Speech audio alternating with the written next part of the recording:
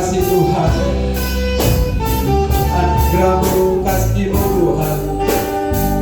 Terpujilah Engkau Tuhan. Saatku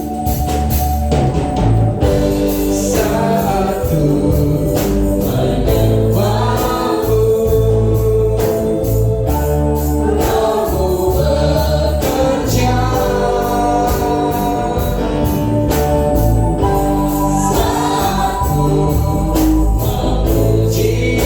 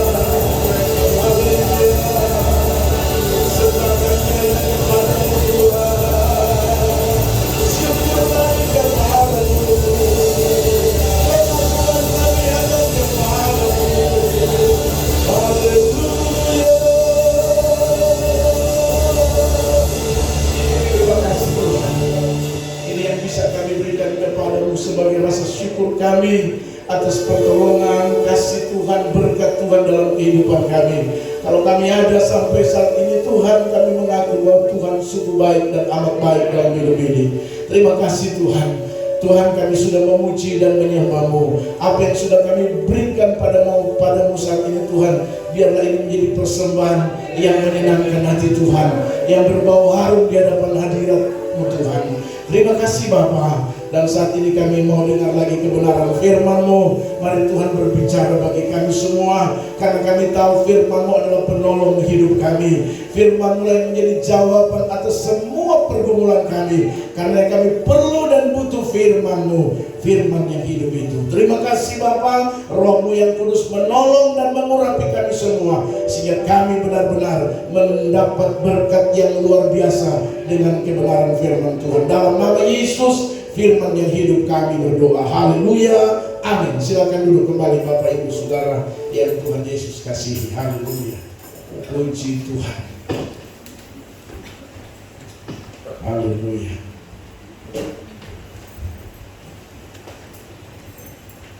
Puji Tuhan. Kita bersyukur kepada Tuhan karena Tuhan baik. Amin saudara.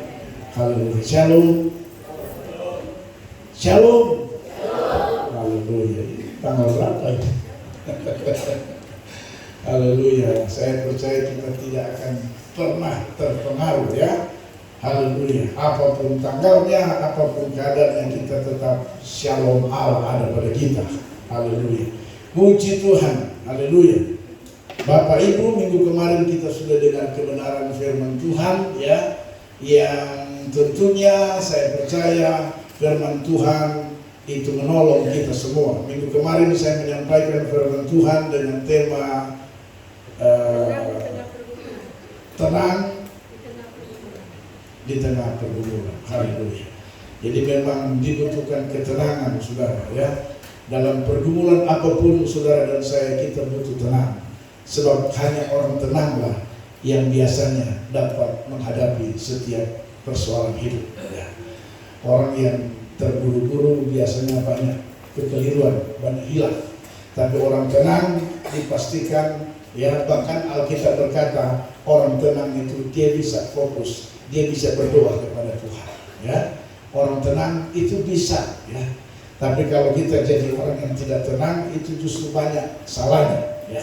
Dan hari ini Bapak Ibu Saudara yang Tuhan Yesus kasih, saya tidak lagi mengulangi poin-poinnya. Saya percaya kita semua sudah tahu. Dan hari ini kita akan melihat kebenaran firman Tuhan di dalam 2 Timotius 2 ayatnya yang pertama sampai dengan ayat yang ke-6.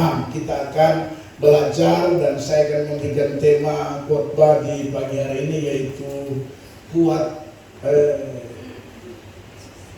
Multimedia belum ya. Multimedia ini tema khotbah kita, tapi kita lihat firman Tuhan dulu ya. Nah, kuat dalam tekanan. Haleluya. Ada pressure, ada push. Saya percaya kita akan tetap kuat. Amin. Haleluya. Hari-hari ini memang dibutuhkan orang-orang yang kuat. Sebab kalau tidak kuat, maka dapat dipastikan kita akan mengalami banyak kemunduran secara rohani ya. Tetapi juga bukan tidak mungkin kita akan mengambil keputusan langkah-langkah yang keliru. Tapi kalau kita kuat, saya percaya ya, kita akan menjadi orang-orang yang hebat. Sekali lagi pagi hari ini kita akan lihat kuat dalam tekanan. Minggu pertama bulan Agustus ini ya. Kita lihat firman Tuhan, rujukannya yaitu 2 Timotius 2 ayat pertama sampai dengan ayat 6. Ada 3 profesi yang akan kita pelajari dalam menghadapi tekanan, dan kita akan selalu keluar sebagai orang-orang yang kuat atau strong. Amin. Bilang kiri kanan, strong. Strong itu bahasa itu. Haleluya ya. Dibutuhkan kita orang-orang yang strong, orang-orang yang kuat ya. Kita lihat ayatnya yang pertama. Sebab itu hai anakku, jadilah kuat oleh kasih karunia dalam Kristus Yesus. Apa yang telah engkau dengar daripadaku di depan banyak saksi, percayakanlah itu kepada orang-orang yang dapat dipercayai, yang juga cakap mengajar orang lain. Ikutlah menderita sebagai seorang prajurit yang baik dari Kristus Yesus. Seorang prajurit yang sedang berjuang tidak memusingkan dirinya dengan soal-soal penghidupannya, supaya dengan demikian ia berkenan kepada komandannya. Ini profesi pertama. Seorang olahragawan hanya dapat memperoleh mahkota sebagai juara apabila ia bertanding menurut peraturan olahraga. Dan ayat 6, seorang petani yang bekerja keras haruslah yang pertama menikmati hasil usahanya. Haleluya. Bapak Ibu Saudara yang Tuhan Yesus kasihi, kembali ya, kuat di tengah tekanan, kuat menghadapi tekanan atau beban ya, yang makanya ada pujian bilang beban yang menindih kita, yang sepertinya membuat saudara dan saya berat rasanya menghadapi hidup ini. Nah, Bapak Ibu Saudara, ada 3 profesi yang perlu dan saudara dan saya harus tahu ya. Dengan demikian saya percaya dengan ketiga profesi ini kalau kita pelajari, maka saya terlalu yakin Bapak Ibu Saudara, kita akan bisa menghadapi ya setiap tekanan hidup. Amin Saudara. Ya. Sekali lagi Bapak Ibu Saudara, Paulus menulis surat ini kepada anak rohaninya Timotius. Dari ayat pertama sudah jelas, dia bilang jadilah kuat. Selain Timotius anak rohaninya, tetapi orang-orang percaya yang notabene hasil daripada pelayanan Paulus ya, diingatkan oleh Paulus supaya mereka menjadi kuat, bukan kuat karena siapa-siapa, tapi kuat karena dalam Kristus Yesus. Sebab di luar Yesus, saya pastikan kita tidak akan mendapatkan kekuatan. Amin. Cuma dalam Tuhan saja kita bisa kuat. Karena itu jelas sekali. Nah, Bapak Ibu Saudara, minimal kalau saudara perhatikan apa yang saya sampaikan tadi, ada 3 profesi yang dijelaskan oleh Paulus kepada Timotius untuk menjadi cara kita dalam menghadapi setiap tekanan hidup. Cara saudara dan saya dalam menghadapi setiap persoalan hidup Bapak Ibu, sehingga kita bisa menjadi orang-orang yang kuat di dalam Tuhan. Amin. Bilang kiri kanan, Anda harus kuat dalam Tuhan. Haleluya. Waktu Anda bilang kuat dalam Tuhan, pas yang di sebelah ada menghadapi tekanan dan bilang, "Yo, aku bicara iman. Gue bicara bagus, tapi kemarin saya ini." Haleluya. Ya, gue bicara bagus, tapi ini uang makan tercukup ini. Haleluya. Tapi dengar, saya mau beritahu buat saudara, mari kita belajar dari 3 profesi ini. Dan dengan demikian saya percaya dari 3 profesi ini akan menolong saudara dan saya. Meskipun ada tekanan, ya, saya yakin kita akan bisa hadapi. Karena apa? Dengar baik, tekanan kita tidak bisa menghindar. Amin. Harus dihadapi. Haleluya. Jangan lari. Kalau Tuhan sudah kasih kau suami itu sudah. Dan memang Tuhan pakai dia untuk menekan Anda. Supaya Anda jadi orang yang kuat. Amsal bilang begini, besi menajamkan besi, manusia menajamkan. Jadi kalau ada manusia yang bikin hatimu bilang begini, dia bikin saya tajam. Amin. Mau tajam?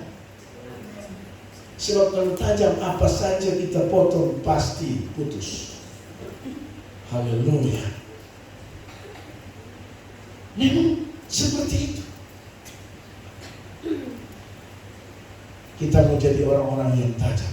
Seperti firman Tuhan, manusia menajamkan manusia. Kadang-kadang anak bikin kita orang jadi tajam juga.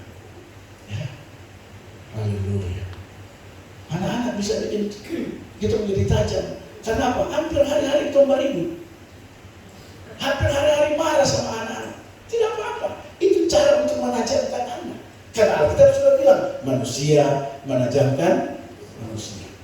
Jadi saya kalau Vela bikin macam-macam, Vela menajamkan pagi. Tapi jangan. Haleluya. Ya. Jadi Bapak Ibu Saudara, mari kita belajar.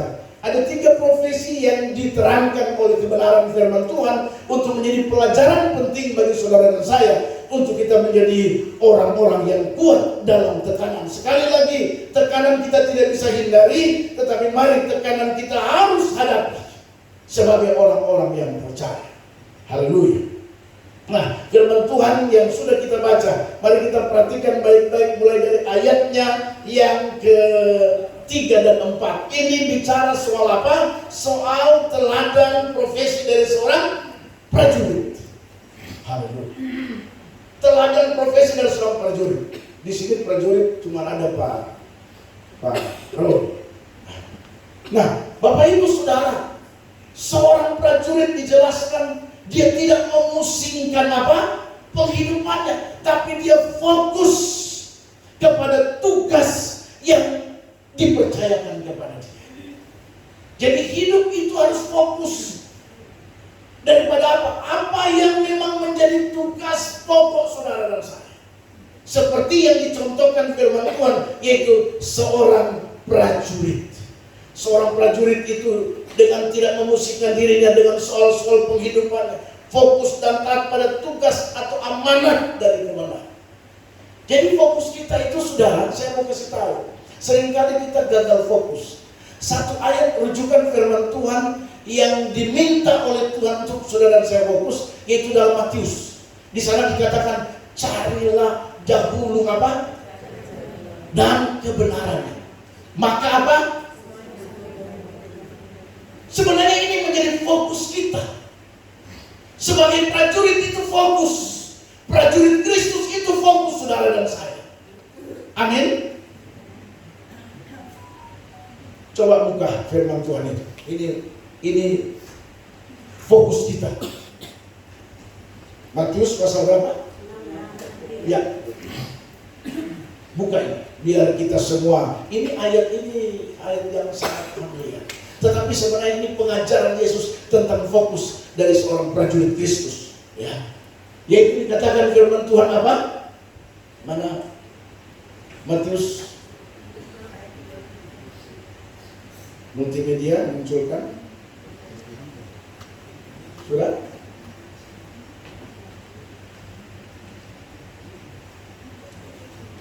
Matius 6 ayat 33 ya. Iya, perhatikan baik-baik kata firman Tuhan. Ini pengajaran Yesus, saudara. Firman Tuhan berbunyi begini, ya.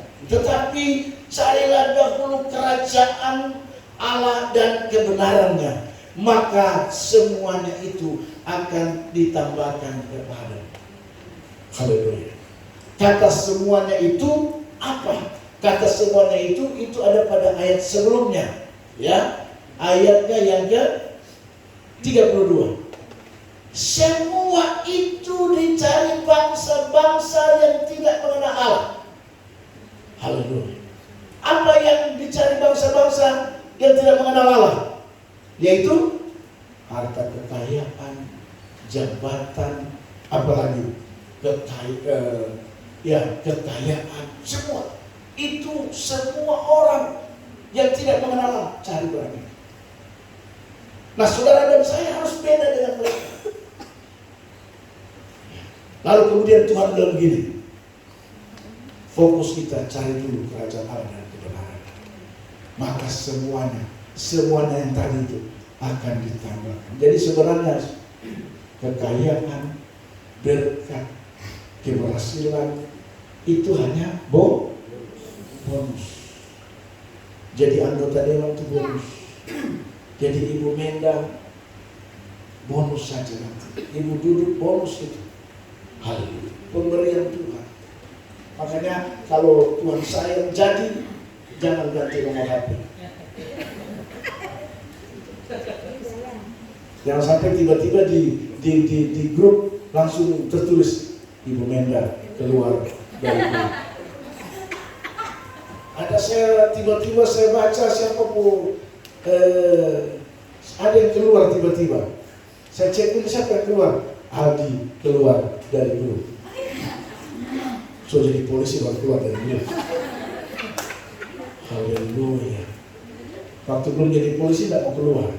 Setelah jadi polisi, tiba-tiba saya baca Aldi keluar dari. Ada yang baca itu? Ada yang baca? Nah, gitu. Saya mau kasih masuk, saya malu lagi. Haleluya. Ya boleh. Hah? Oh, ganti nomor. Kalau ganti nomor ditulis juga Aldi yang ganti nomor. Jangan tipu saya. Betul tak? Kan betul. Kalau ganti nomor tertulis Evan Siang ganti nomor. Saya klik, saya tinggal simpan nomornya. Begitu. Haleluya. Ya. Padahal itu hanya bonus. Yeremia berkata begini, kalau kita tidak taat dan takut akan Tuhan, Tuhan bisa merusak pekerjaan kita. Amin. Tuhan bisa merusakkan pekerjaan kita. Jangan pikir so aman di situ. Kita aman kalau bersama dengan Tuhan. Tapi berani Anda main-main macam-macam dengan Tuhan, saya pastikan itu tidak aman. Haleluya. Sudah banyak contoh. Dia rasa aman. Semua dia bisa bayar. Dan dia banyak buat.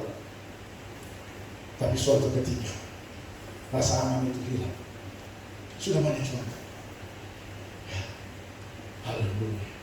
Termasuk contohnya yang di tempat dalam siapa dulu polisi. Lalu punya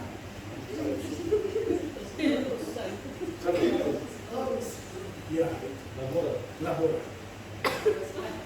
Bayangkan dia pikir dia aman. Kalau semua dia bisa. Termasuk pendeta dia. Datangkan pendeta hanya untuk.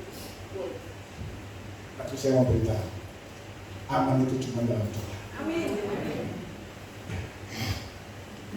Kalau kau sukses dan terus kau libatkan Tuhan, saya pastikan kau akan aman. Tapi kalau kau sukses, usaha lancar, jual sayur bagus, tapi kalau lupa Tuhan, hati-hati. Amin. Haleluya. Jadi tetap kita harus bersama-sama dengan Tuhan. Ku aman karena Kau menjaga. Kita akan aman kalau Tuhan yang jaga. Karirmu, bisnismu, usahamu aman kalau Tuhan menjaga. Tapi kalau kau mau prinsip bahwa kau bisa bayar sana bayar sini supaya aman, dengar saya memberitahu, tidak akan pernah. Karena Alkitab memberitakan Tuhan bisa merusak pekerjaan saudara yang sana. Haleluya. Jadi Bapak Ibu Saudara fokus seperti prajurit. Ya. Bagaimana profesi prajurit yang fokus hanya kepada panggilannya sebagai seorang prajurit. Haleluya. Dan saya mau kasih tahu, tidak mungkin kalau Anda fokus lalu komandan Anda tidak memberikan Anda apresiasi. Tidak mungkin. Komandanmu pasti akan memberikan apresiasi. Dan itu yang saya katakan bagus. Haleluya. Jadi meskipun kita ada tekanan, meskipun kita ada masalah, persoalan dengar baik, kau tetap cari Tuhan saja. Amin. Jangan cari muka lagi. Ada yang suka cari muka kan? Kalau kau cari muka, kau pasti akan merugikan orang lain. Tapi kalau kau cari Tuhan, kau tidak merugikan orang lain. Haleluya. Jadi kalau Anda yang kerja di kantornya, di perusahaan, jangan kau cari muka. Gili Almasih tidak mengajarkan cari muka, karena ketemu muka ada itu sudah. Kau cari muka siapa lagi? Dan kalau kau cari muka yang lain, kau akan korbankan muka-muka yang lain juga. Mending Anda cari Tuhan saja. Tidak ada yang dikorbankan. Amin. Carilah kerajaan dan kebenarannya. Maka semua itu menjadi fokus seorang prajurit, saudara. Dan saya terlalu percaya kalau itu menjadi fokus kita sebagai seorang prajurit, ini contoh profesi yang harus kita simak baik-baik, kita pelajari Bapak Ibu. Dan saya yakin komandan pasti bertanggung jawab. Komandan agung kita itu Yesus, amin. Dia pasti akan bertanggung jawab atas penghidupan saudara dan saya. Amin. Balik kiri kanan, komandan pasti akan bertanggung jawab atas hidup. Komandan agung itu, dialah Tuhan kita, dialah Yesus yang siap bertanggung jawab atas hidup saudara dan saya. Amin. Haleluya. Tidak mungkin komandan Surya anak buahnya begitu luar biasa fokusnya. Dan dengar baik saudara, kalau juga kita tidak fokus, biasanya kita kena tembak duluan. Kalau prajurit kalau berperang itu harus fokus. Jangan musuh di sana baru lihat orang baju kau orang putih. Jangan. Haleluya. Ada musuh di sana tiba-tiba waktu Anda lihat dia, bang, it's dead. Inna lillahi wa inna ilaihi raji'un. Karena tidak fokus. Jadi kita harus fokus. Prajurit kalau fokus pasti dia tidak akan mungkin gampang diserang musuh. Haleluya. Jadi Bapak Ibu Saudara, yang profesi pertama yang harus kita pelajari supaya kita kuat di tengah tekanan, kuat dalam tekanan, maka kita harus sama seperti profesi seorang prajurit. Prajurit itu dia fokus, dan fokus kita cari kerajaan Allah dan kebenaran, cari Tuhan. Amin. Haleluya. Pak, cari Tuhan itu kira-kira bagaimana? Cari Tuhan itu pokoknya ada ibadah kau harus hadir. Coba lihat, kalau Anda setiap kali ibadah hadir, apapun persoalannya pasti ada jawaban. Ini saya sampaikan ini berdasarkan pengalaman saya.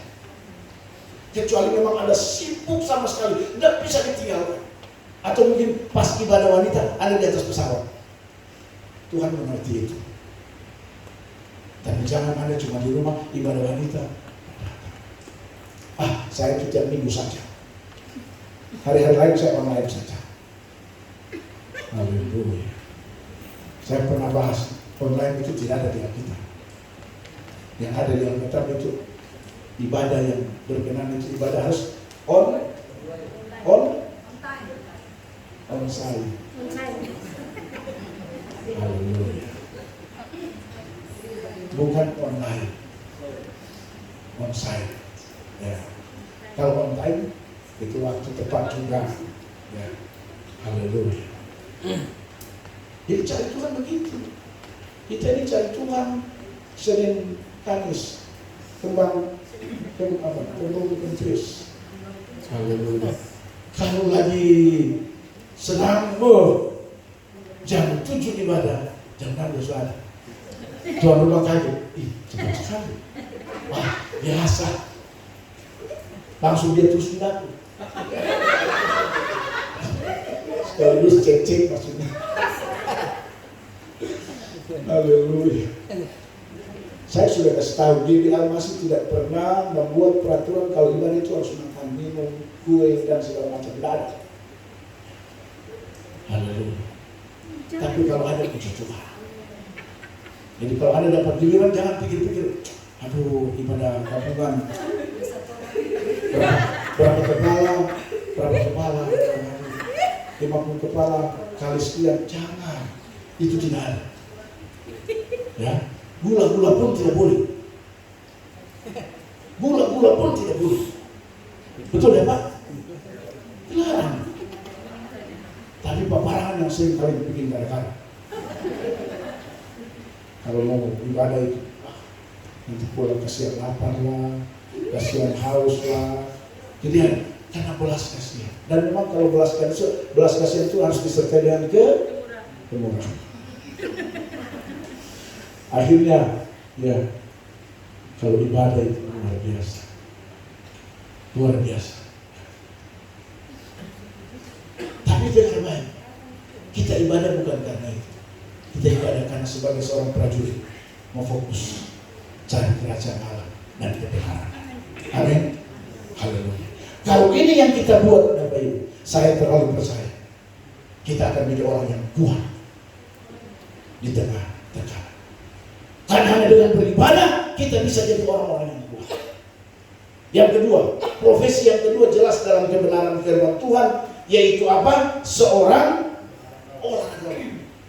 Profesi kedua yang harus kita pelajari, dan profesi ini bisa membawa saudara dan saya untuk menjadi orang yang kuat di tengah-tengah tekanan hidup ini, Bapak Ibu Saudara. Yaitu seorang olahraga. Saya percaya kita semua tahu bagaimana olahraga, ya, untuk memenangkan sebuah pertandingan.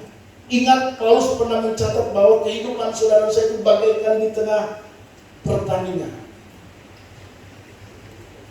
Yaitu apa? Dalam pertandingan itu, Bapak Ibu Saudara, untuk mendapat kemenangan mahkota sebagai juara, itu tidak main-main. Kita mulai dari latihan. Amin. Latihan.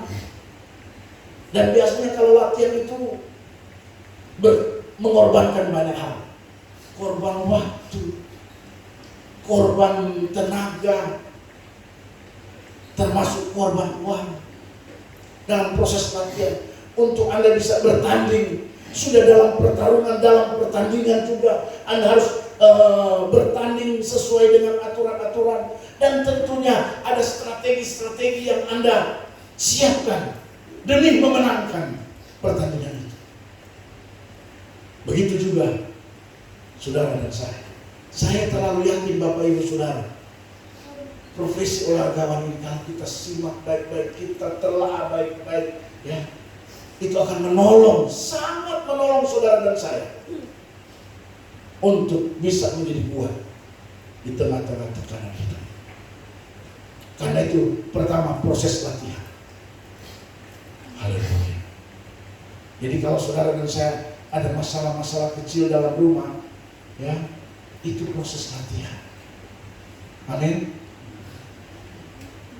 Haleluya.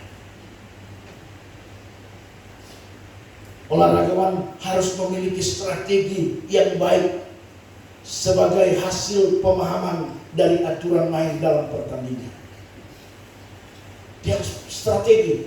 Dia bikin strategi, tapi strategi itu tidak menyalahi aturan-aturan yang ada. Strategi itu tujuannya supaya dia bisa menang atas pertandingan itu. Begitu juga saudara dan saya. Dalam menghadapi tekanan hidup dengan baik, Bapak Ibu Saudara, kita ini bagaikan olahragawan. Dan mari profesi ini kita jadikan sebagai salah satu cara kita dalam menghadapi tekanan hidup. Dan kita bisa menjadi orang-orang yang kuat. Kita bisa hadapi itu. Dan dengar baik, kita bisa mengalami kemenangan. Haleluya. Amin. Saudara mau mengalami kemenangan sama seperti olahragawan? Amin. Saya yakin kita semua mau mengalami kemenangan atas tekanan hidup yang sedang kita jalani hari-hari. Nah, karena itu Bapak Ibu Saudara, profesi kedua ini saya berharap mari kita menjadikan sebagai suatu masukan penting, input dalam hidup saudara saya, sehingga kita mampu menghadapi tekanan hidup dan kita bisa keluar sebagai pemenang. Seperti profesi seorang olahraga, aturan main bagi kita mengandalkan Tuhan. Nah, perhatikan ya. Kalau kita aturan mainnya itu yang pertama mengandalkan Tuhan. Apa-apa itu mengandalkan Tuhan, saudara. Tidak boleh mengandalkan yang lain. Sebab Alkitab berkata, terkutuklah orang yang mengandalkan kekuatan manusia. Terkutuk. Karena itu ayat kalimat selanjutnya dikatakan diberkatilah orang yang mengandalkan Tuhan. Jadi apa-apa saudaraku ingat, kita harus tetap mengandalkan Tuhan. Itu menjadi aturan main olahragawan rohani. Yang berikut apa? Tekun. Tekun ini itu sangat berkaitan dengan yang disebut dengan setia. Orang tekun itu pasti orang-orang yang setia. Dia tidak gampang mundur. Haleluya. Itu orang-orang tekun. Saya berharap kita jadi orang-orang yang tekun. Itu aturan main Bapak Ibu Saudara, ya. Jadi orang tekun. Dan ada disebut ulet. Ulet itu ada yang tahu ulet. Ulet itu ya. Anda terjemahkan sendiri ulet itu. Mari kita jadi orang-orang yang ulet. Kalau dikasih tugas itu tidak akan selesai tugas itu sebelum saya tinggalkan. Ada orang tidak ulet, dikasih tugas baru setengah, besok pindah. Baru setengah, pindah. Dikasih tugas yang lain, belum selesai, pindah. Nah ini kan akhirnya tidak ada satupun yang jadi. Kita harus haleluya. Itulah olahragawan. Saya tanya orang yang mau menang, khususnya pertanda olahraga bulu tangkis, karena saya hobi itu di pelatnas dalam satu hari mereka harus latihan 8 jam. 8 jam. Setiap hari 8 jam. Tiap hari 8 jam. Anda bayangkan. Haleluya. Dan tidak salah kalau sudah latihan model begitu dan mereka menjadi pemenang-pemenang. Seperti Ginting. Anthony suka Ginting. Anthony sini suka Ginting. Saya heran juga dengan Anthony sini suka Ginting. Dan pemain-pemain yang lain, olahraga yang lain, termasuk petinju, semua mereka punya latihan yang luar biasa. Kita pun demikian Bapak Ibu Saudara yang Tuhan Yesus kasih. Ya, dari catatan ini yang pertama menjadi aturan olahraga rohani, kita mengandalkan Tuhan. Bilang kiri kanan, mengandalkan Tuhan.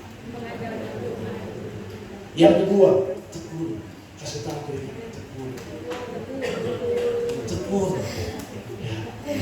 Haleluya.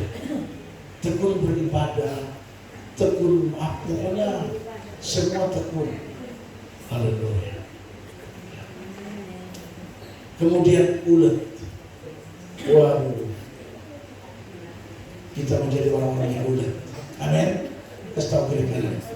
Maaf Pak, Kalau kau duduk dengan pelaku rumah apa? Jadi berguna.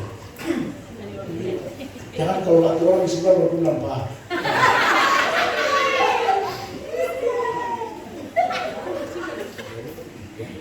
Makanya saya luruskan, ya. Kalau dia bukan pasangan, bilang aja Pak atau Ibu. Soalnya tadi saya lihat dari sini Pak Simon terdepannya.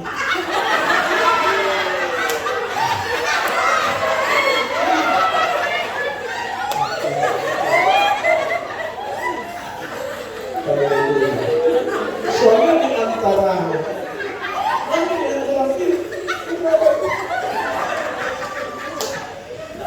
tapi biasa itu kan namanya refleks. Tidak apa-apa.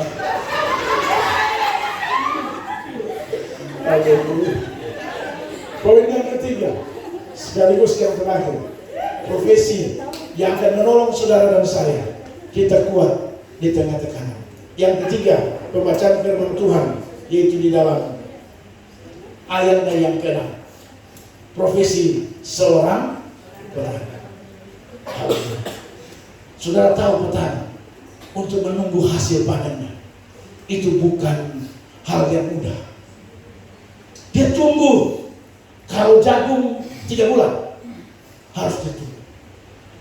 Padi berapa bulan? 3 bulan juga harus nunggu.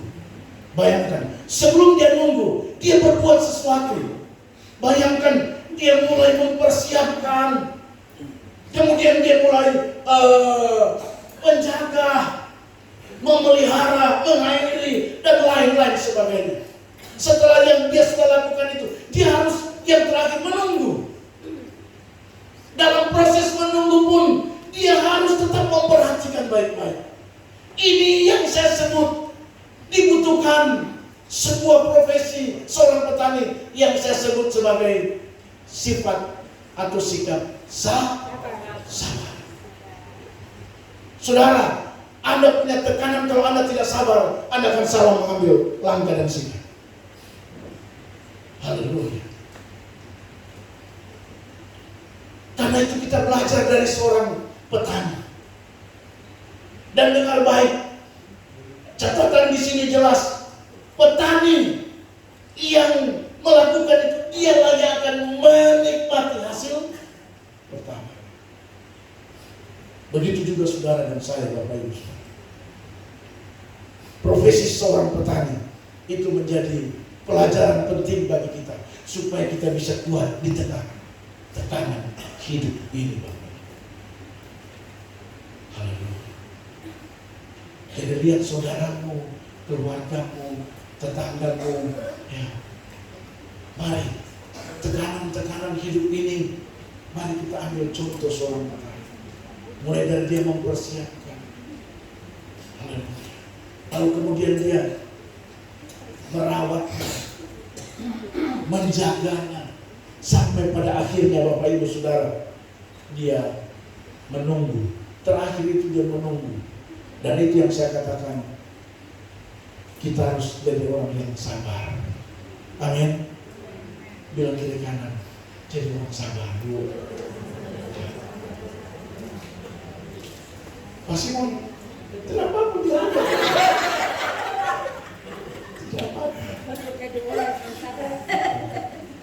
Harus jadi sabar. Belajar seorang petani, sabar menunggu. Kalau cengkeh, saya mau kasih tahu, tanam cengkeh, tanah saya ini mantan, ya, petani cengkeh. Itu kalau cengkeh 4 tahun, tanam tunggu 4 tahun baru buah. Anda bayangkan, itu kalau daerah tertentu, ada daerah tertentu yang bukan 4 tahun saya lebih bergantung daerah. Bayangkan, tanam tunggu 4 tahun. Anda bisa bayangkan 4 tahun mau bikin apa? Haleluya. Kalau kelapa 10 tahun kelapa, Ibu Emi dia punya kebun kelapa di Ambon. Mana Ibu Emi? Berapa lama Ibu Emi? Bayangkan, seorang petani Haleluya. Harus menunggu. Tapi waktu dapat hasil, wah, bahagianya luar biasa. Amin. Kita bahagia. Begitu juga kalau kita ada tekanan hidup. Saya mau beritahu, mari kita belajar sabar seperti seorang petani. Sabar, kata firman Tuhan dalam Amsal, melebihi seorang pahlawan. Jadi setenar-tenarnya Imam Bonjol, sepopularitas Ahmad Yani sebagai pahlawan. Kalau saudara dan saya sabar, lebih enak dari mereka punya nama. Amin. Sampai mati pun akan dikenal. Pendeta muda Martin Muntailawan, orang paling sabar. Amin. Ini saya bilang betul atau tidak? Yang jawab istrinya. Haleluya. Ada yang bilang betul belum? Yang paling tahu itu Ibu Muntailawan. Haleluya. Dan Alkitab lain bilang, orang sabar ada lagi, orang sabar memiliki negeri. Haleluya. Jadi saudara, orang sabar selalu endingnya bahagia. Orang sabar itu selalu endingnya bahagia. Tidak pernah orang sabar endingnya itu kegagalan. Yang saya tahu orang sabar selalu bahagia. Dan karenanya biarlah profesi ketiga ini menjadi jawaban pada saat saudara dan saya menghadapi tekanan hidup. Mari kita sabar. Pendeta, sabar ya Pak. Tapi bagaimana sabar tidak pernah kasih?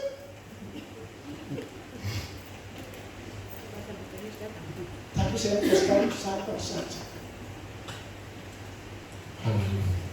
Minggu kemarin kita sudah belajar, pergumulanmu belum sampai mencucurkan darah, baru biru merah, baru air mata, belum darah. Haleluya. Harus sabar. Pak Thomas saja sabar. Amin. Belum sampai berdarah-darah, baru air mata. Setiap lagu naik, Pak Thomas air mata, baru air mata. Sabar.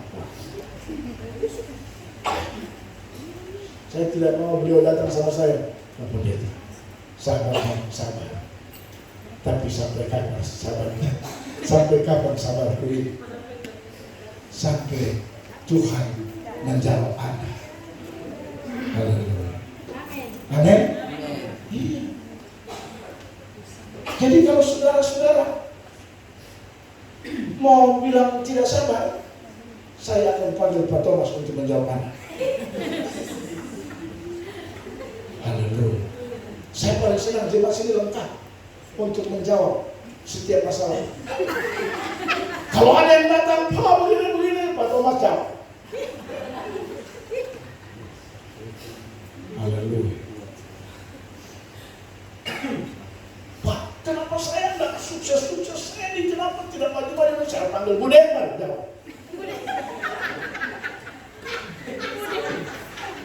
Karena dalam kurun waktu 2 tahun, usaha dibangun, punya rumah, punya mobil, punya motor, sampai mamanya datang dan tantenya datang. Dia akan jawab, dia kasih jawaban, dan hati-hati jawabannya luar biasa. Haleluya. Jadi saya mengucapkan tips supaya jadi umur panjang, saya panggil Pak Parang jawab. 80 tahun. Lengkap di sini. Mau sukses berkat bisnis, usaha ada Bapak Sari. Cuma pangkat.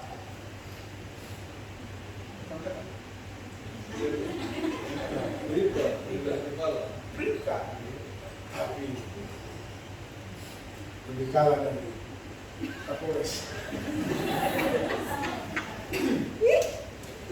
Gara-gara itu orang banyak iri hati. Haleluya. Mau sukses dalam apa? Jabatan di PNS ada. Kan jual. Kami tambah dan kami lengkap.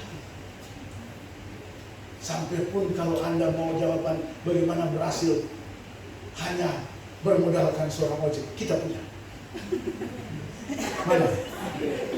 Mana? Belum hadir kecil. Oh terhadir. Jangan-jangan dia ojek. Ada. Sampai bisa bangun rumah cuma ojek. Amin. Wah, yang tidak ada harapan untuk dapat istri yang cantik, istri yang baik, kita pasti.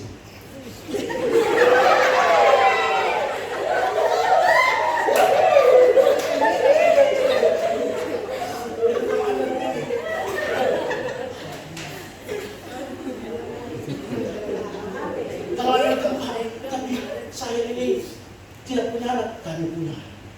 Saksi 7-8 tahun tidak punya anak. Kita berdoa. Menurut dokter, lemah. Laki-laki ini lemah. Tapi saya bilang kita doa puasa. Karena bagi Tuhan tidak ada mustahil. 7 tahun kemudian keluar anak. Betul-betul Tuhan melakukan hal yang biasa. Amin. Jadi saya mau beritahu kepada saudara, tidak ada yang mustahil bagi Tuhan. Yang penting dalam menghadapi tekanan hidup ini, kita bersabar. Rahasia peliharaan babi kami punya.